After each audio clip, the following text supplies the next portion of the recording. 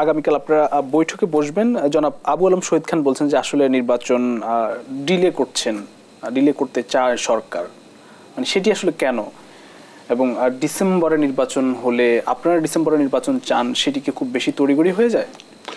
শোনেন, ডাক্তার যেখানেই যাক ওই ডাক্তারি জিনিসটা মাথার মধ্যে থাকে।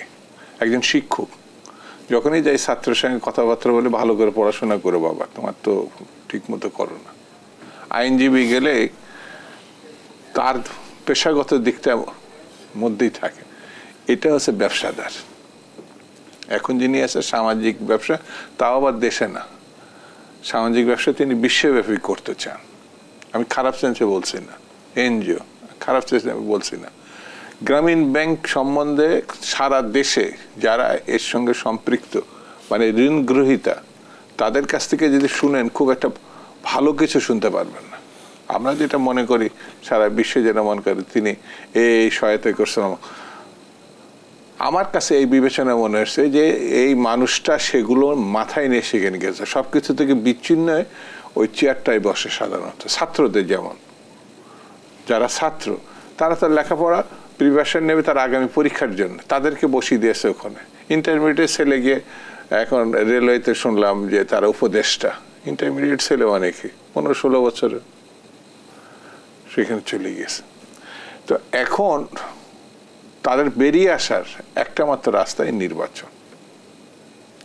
এই নির্বাচন যেভাবে বলুক না যেন, এখন কিছুদিন এখন একটু কমছে, নির্বাচনের কথা বললেই যেন মনে হচ্ছিল একটা অপরাধ। এই যে যেটা বিচার সংস্কার, নির্বাচন বিচার সংস্কার কেন হতে পারে না? বিচার তো একটা ধারাবাহিক প্রক্রিয়া। তো যদি ওইটাই না করতে পারেন তাহলে মানে দাঁড় করে ব্রাশ ফায়ার করে দিলে তো হয়, শেষ। কে এই কাজগুলো করছে আমরা জানি তো। কিন্তু আপনি স্বৈরতন্ত্র থেকে গণতান্ত্রিক ব্যবস্থায় এসছেন। এই যে যাকে খুশি কে কুপাচ্ছেন, যাকে বাড়ি গিয়ে আপনি দখল করছেন, এটি তো আপনার পদ্ধতি না।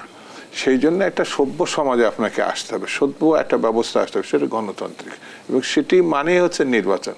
আপনি গণতন্ত্রের উত্তরণের আর দ্বিতীয় কোনো পথ নাই। নির্বাচনে আপনাকে যেতে হবে। নির্বাচনে যাওয়ার পরে যদি একটা সরকার ফেল করে, নির্বাচনে যাওয়ার পরে যদি বিচার সংস্কার বা এগিয়ে নিতে ফেল করে, তার দায়ও ওই দলকে নিতে হয়। এই তখন দৃষ্টান্ত আমার সমাজে আছে, বড় বড় নেতা নেত্রী পরিণতি আমরা কিন্তু সবাই জানি। এই হাসিনা, সর্বশেষ হাসিনার পরিণতিটা দেখছি। সেই জন্যে আমরা বারবার আমাদের দলের পক্ষ থেকে বারবার বলছি, কালকে আমরা যাচ্ছি। ইতিমধ্যে সরকারের সঙ্গে যে আলোচনা, সরকার যেটা বলতো সেটাই কিন্তু জনগণ মেনে নিত।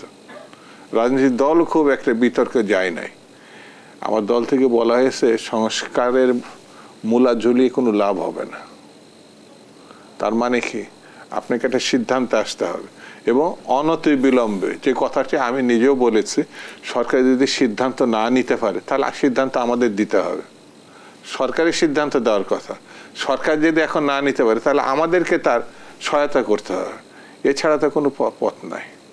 কালকে এই বৈঠকটা অন্য যে কোনো বৈঠকের থেকে ভিন্নতর হবে বলে আমার ধারণা। অর্থাৎ দায় এড়িয়ে যাওয়ার আর কোনো অবস্থা নাই।